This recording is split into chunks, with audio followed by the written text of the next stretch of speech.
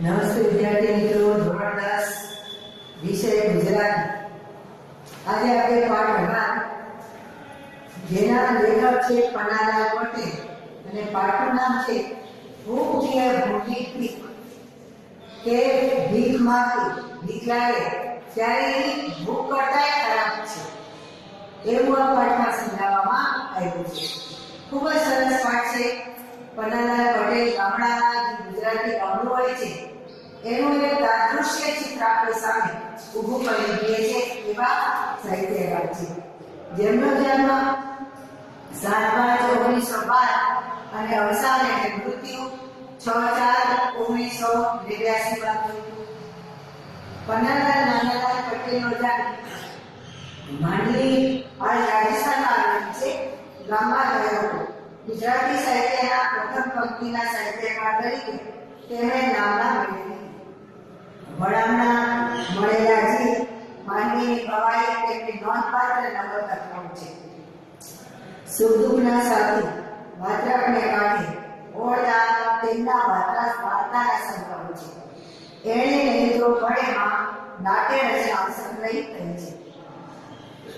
તેમણે રણજીત રામ સમચંદ્ર તથા સાહિત્યમાં સર્વોચ્ચ જ્ઞાનપીઠ પુરસ્કાર મળ્યો. લેખકની એક વિખ્યાત નવલકથા છે માનવીની ભવાઈ. એમાંથી આ સેવામાં આવ્યું છે. કાળુ અને રાજુ નવલકથાના મુખ્ય પાત્ર છે. તેમના ગામના લોકો સાથે સપનિયા દુકાળમાં ટકવા દેડિયા આવ્યા છે. ભૂખી માણસો મરી રહ્યા છે. સુંદરજી શેઠ સદાવત ખોલે છે. બધા અનાજ લેવા માટે કતારમાં એક લાઈનમાં ઊભા છે. પણ કાળુ ખેડૂત છે આ અનાજમાં તેનું પકાવેલું અનાજ પણ હશે એનો આ અનાજમાં કોપરી ઉઠે છે એટલે તે દુઃખી થાય છે. શેઠ એની લાગણીની કદર કરે છે. કાળુને લાગે છે કે દુષ્કાળના સ્થિતિ ખંડણિયામાં મૂકેલા માતાજીની છે ઘા પર ઘા પડવાના જ છે. કાળુ ખેડૂત પુત્ર હોવાથી માને છે કે ભોગીએ ભૂખી ભીખ છે. ભીખ માણસના આત્માને હણી નાખે છે એટલે મારી નાખે છે. દુષ્કાળ સામે કુદરતના આપોપ સામે ધંધુમતા માણસની વેદના અહીં હૃદયસ્પર્શી રીતે પ્રગટ કરવામાં આવી.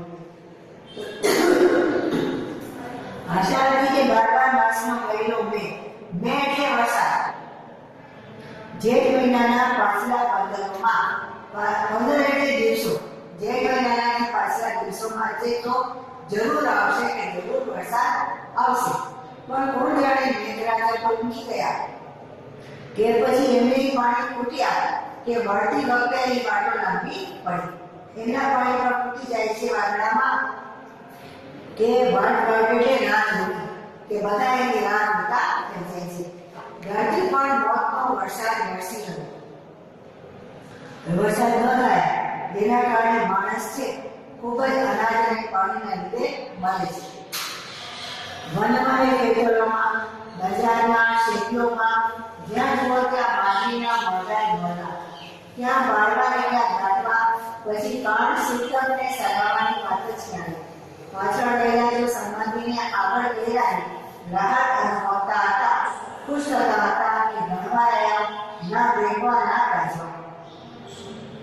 વનમાં, ખેતરમાં, બજારમાં, શેરીમાં તમે જન્મો તો માણસ મરેલા જોવા મળે છે. હવે એને ક્યાં ગાંઠવા અને ક્યાં બાળવા એ પ્રશ્ન ઉભો થાય છે. પછી જો એ પ્રશ્ન હોય કે એ પણ માણસ વાળી કરી શકતો હોય એવી પરિસ્થિતિ હોય તો પછી એની સગાવાની વાત કે વિધિની વાત કાંઈ રહેતી નથી. કાન કોણ કરે એટલે વૃક્ષો કોણ મનાવે, સૂતર કોણ પાડે અથવા તો એની સગાવાની વિધિ જે હોય છે તે કોઈ કરવાનું નથી.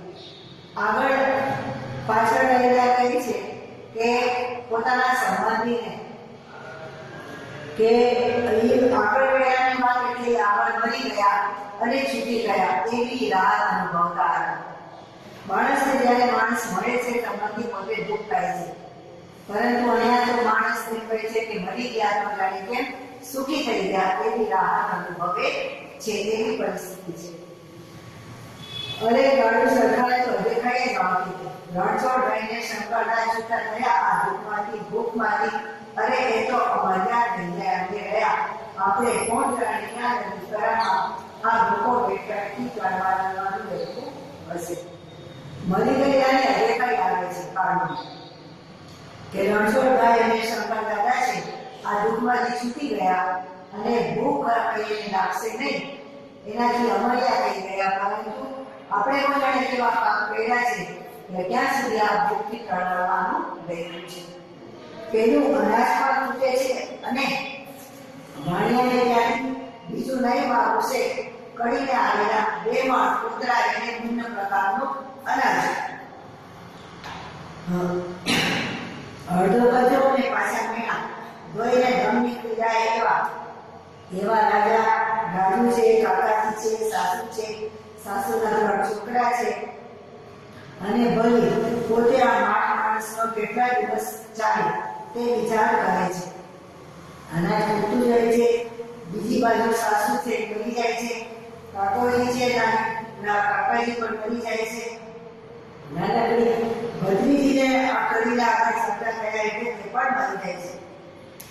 કાળું એક બાજુ ખુશ હતું અને બીજી બાજુ દુઃખી પણ એટલો થાય છે કે આ વગરના જીવ મળે છે અને મારા જેવા રહી જાય છે. આમાં પાઠ આપણે આગળ પછીના વિડીયોમાં જોશું. ખૂબ જ સરસ પાઠ છે કે તમે તમારે નોટમાં લખવા આવેલા શબ્દાર્થને વાંચો.